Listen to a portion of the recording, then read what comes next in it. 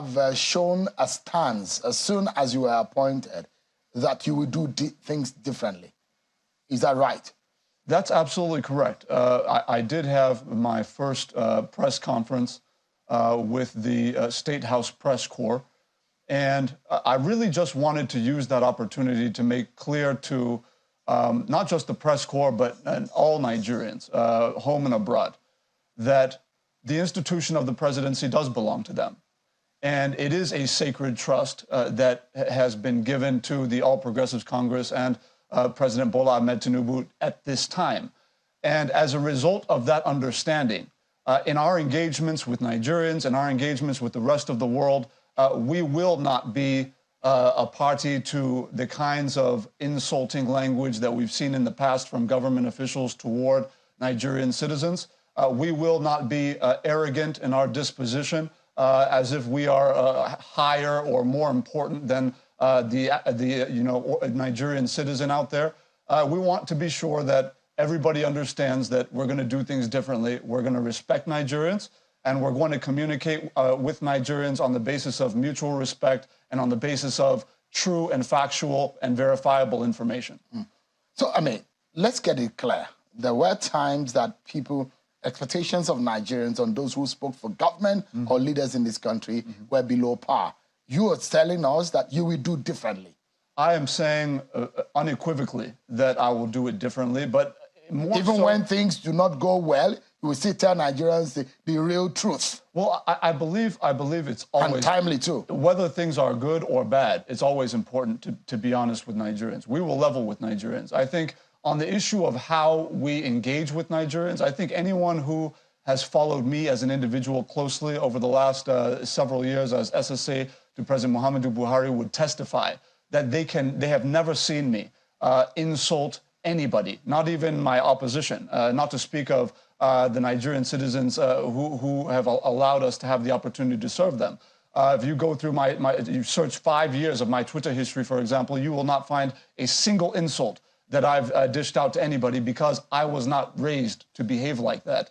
So I believe that the standard now for government spokespeople, whether you're in the presidency, whether you're in federal MDAs or in the security agencies, you have an obligation to understand first and foremost where you got your opportunity from. It did not come from you. It is not a birthright. It came from Nigerians. And we owe them that respect. Absolutely. Absolutely. You will be able to deal with the trolls. Oh, I've been dealing with that for years now, and I still respected my opposition. Yeah. So let's get straight to it.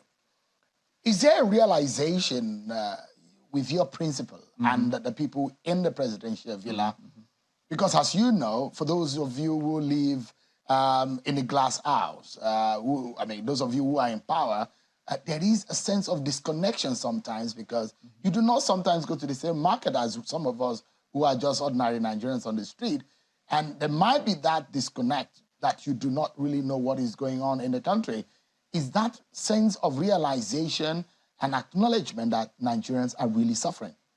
Well, it is true that there has been historically a disconnect between government and citizens, particularly because I think there is, I just want to be very candid about this.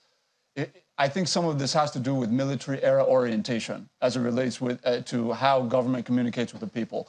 It had always been a situation where you issue decrees, you issue government press releases, and you simply expect Nigerians to swallow that, irrespective of what the content of it is.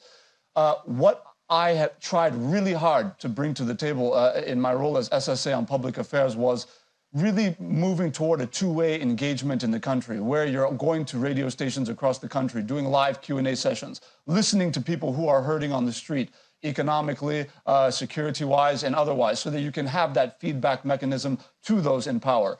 That was kind of my last term. What I want to do now, hopefully, and surely with the full support of President Bola Tinubu, who is all about transparency and openness and really opening the institution of the presidency to Nigerians. In fact, I would just note that if you look at the Twitter feeds and the social media handles of the presidency and some of the officials in the presidency handling social media now, you would see parts of the interior of the State House that no Nigerian had ever seen who had not been in the State House.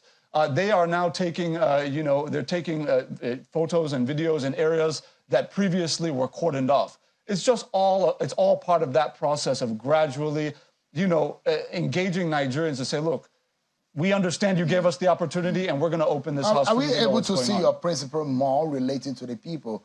I mean, no one will judge him. He's just gotten into office, 60 days plus. But is it possible that he gets on the ground and feel Nigerians more than we've seen other leaders in this country do? Well, it speaks to the issue of disconnect you're talking about, because President Bola Tinubu is the president who we saw, for example, on Fridays when it's time to go to mosque.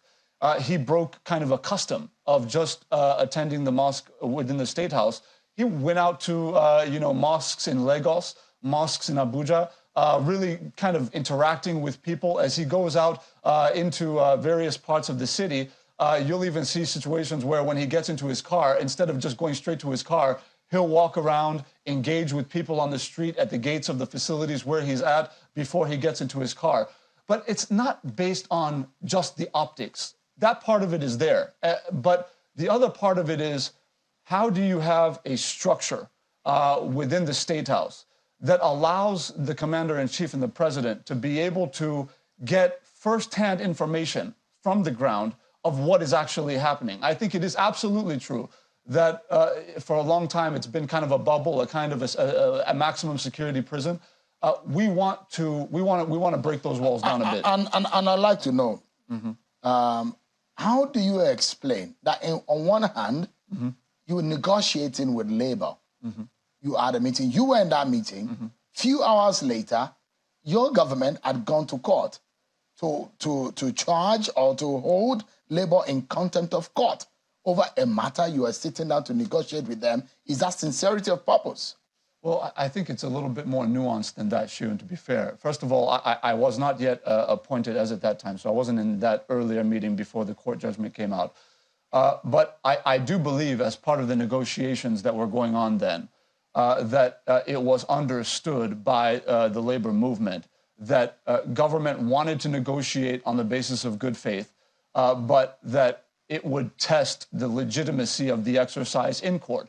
I think we would get into troubling waters, as it were, if we begin to say that people should not exercise their free right to go to court. Well, is that sincerity? I'm coming. Is that sincerity? No, of course it's. If you and I are having a conversation, of course it is. then you go behind and you. No, you're not good. No, but drag the Labour to court. That's not correct. That's not correct, because you're creating an impression that there was something subterranean going on, when in fact it was something that we told them we were going to do.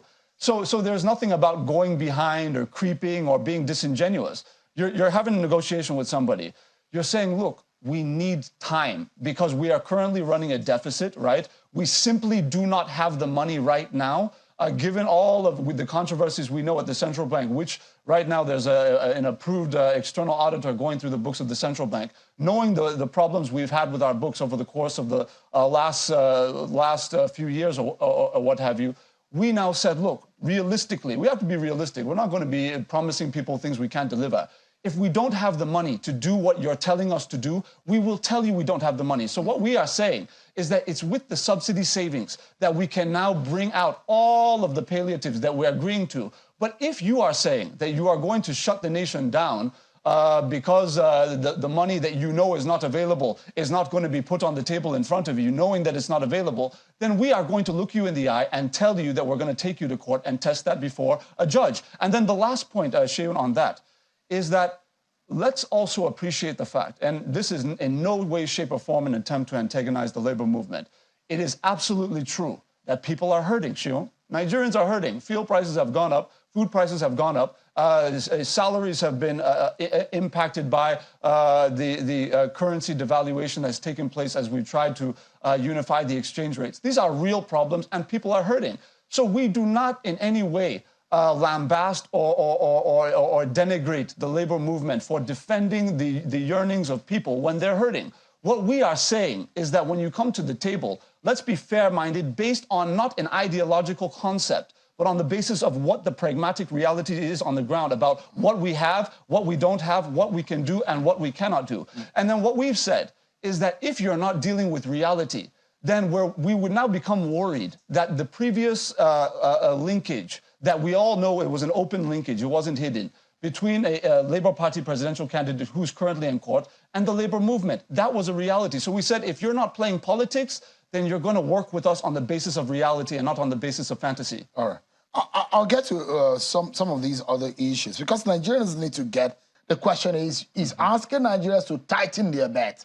But our government workers, is the government itself tightening its belt? Cost of governance. This is a fact. What example can the President Tinubu administration show Nigerians that is serious about the cutting cost of governance? This is a major point.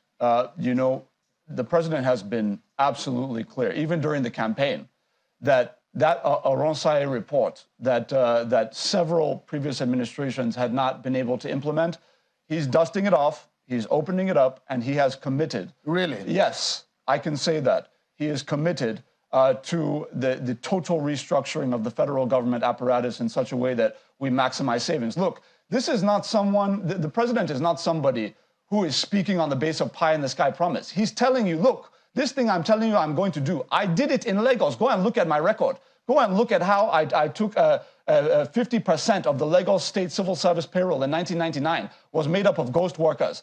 In 2 years, I solved that problem. Not to speak of the tax revolution and what he's been able to do to generate revenue, to build the infrastructure that everybody now praises him for in Lagos and create jobs. So what he's saying is, I have shown I can reform government institutions for efficiency, for added revenue generation. I will do it again at the federal level. Nigerians just need to give him a little bit of time.